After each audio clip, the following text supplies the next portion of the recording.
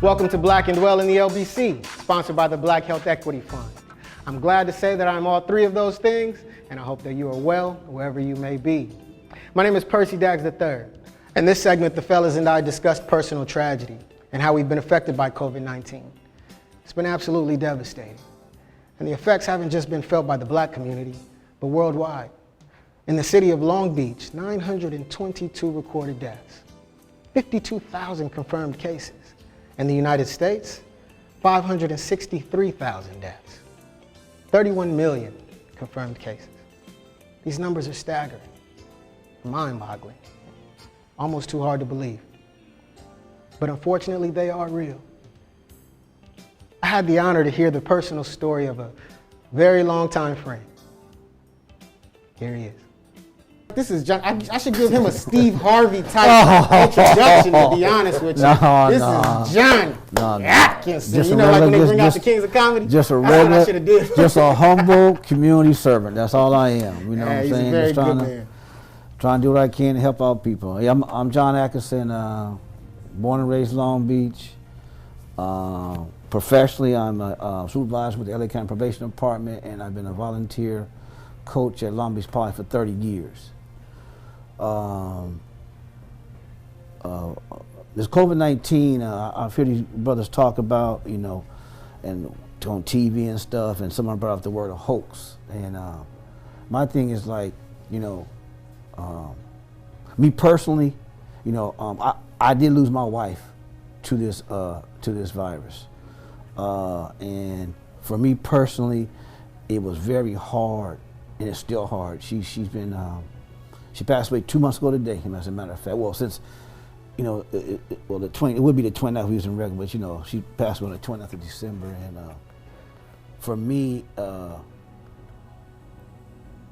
it was hard naturally because of the passing, but I never thought that I would be involved in a government conspiracy or whatever you want to play, because, you know, you have people who were in powerful positions and basically said, oh, don't worry about this. Drink some bleach, or don't worry about this.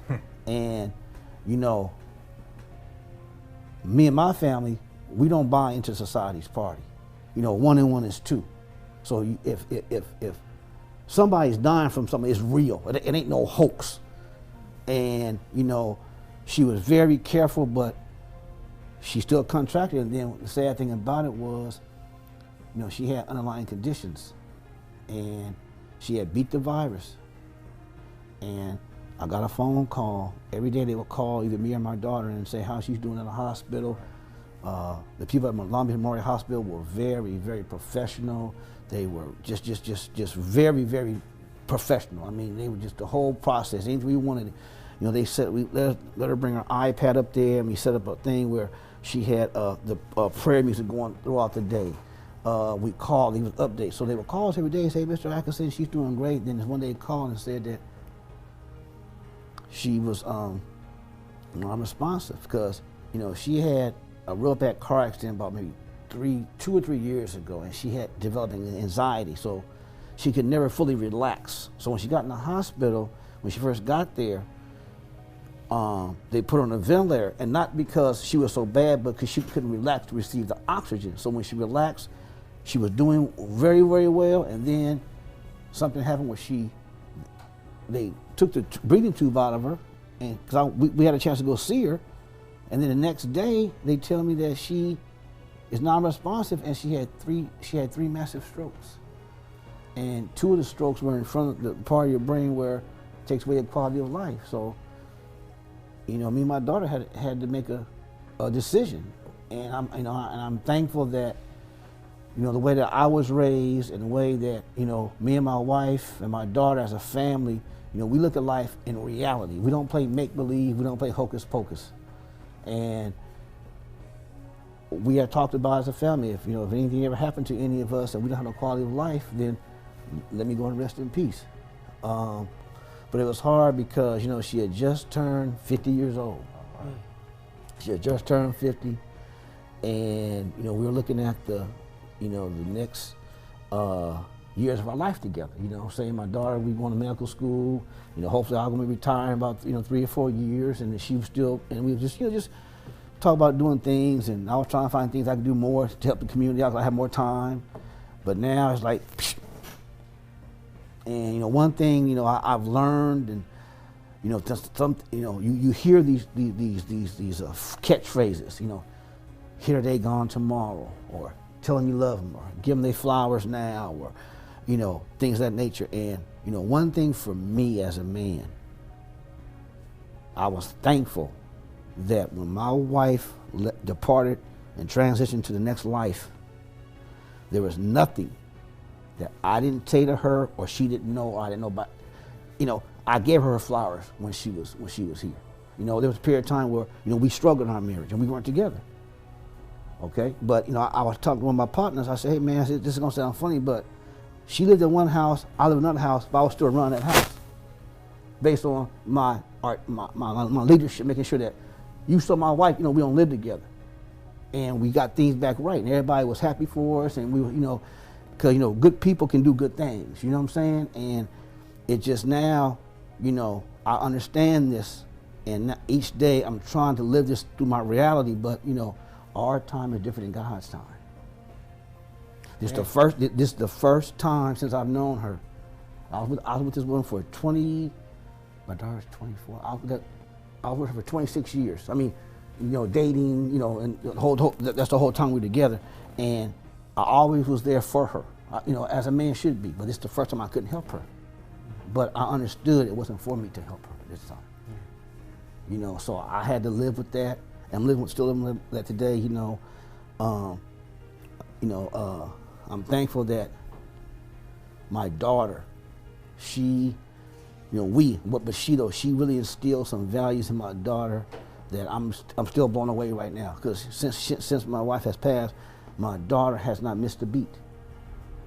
Still going to school, still getting her good grades.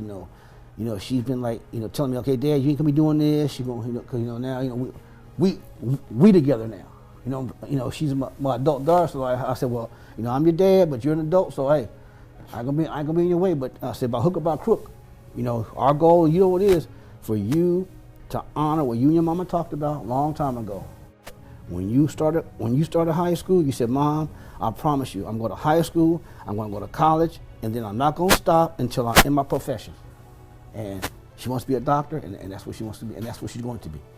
And I'm sure that everything she does in the medical field honors her. And the thing about it is about my daughter, she's a very community-based child. She loves helping out others, and she's the only child too. And I'm just thankful that she's not one of those. Sometimes the only child they make be spoiled, but she's not. She's not that way. So I'm just thankful for that. But it's tough because But I'm just happy that we had a good support system from the people around us.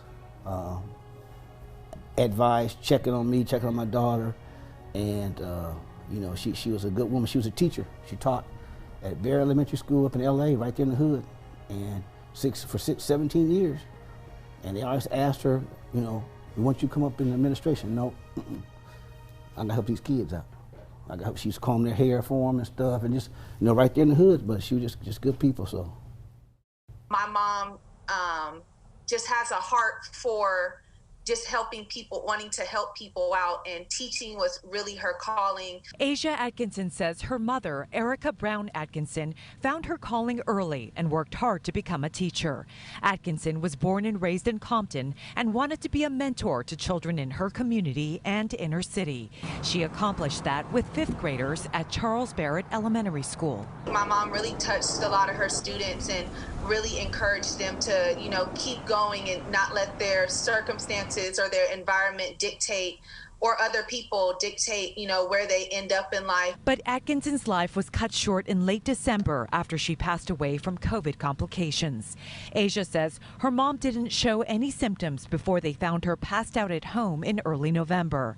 The 50-year-old was put on a ventilator, and she later suffered 3 massive strokes. So basically, off of the ventilator, my mom would have had no quality of life. Atkinson spent her entire teaching career, 18 years, here at Barrett Elementary, teaching the 5th grade.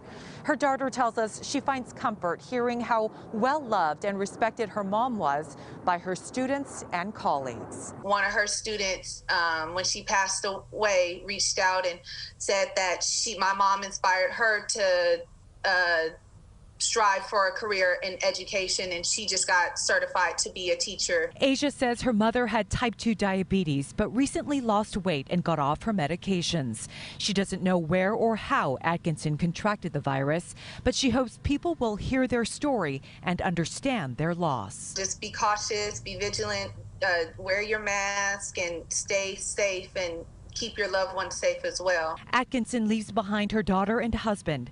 Asia tells us she's in school working to become a pediatrician. I want to thank Elite Skills Development for giving me the opportunity to bring this important information to you. I hope that you've learned as much as I have. Peace.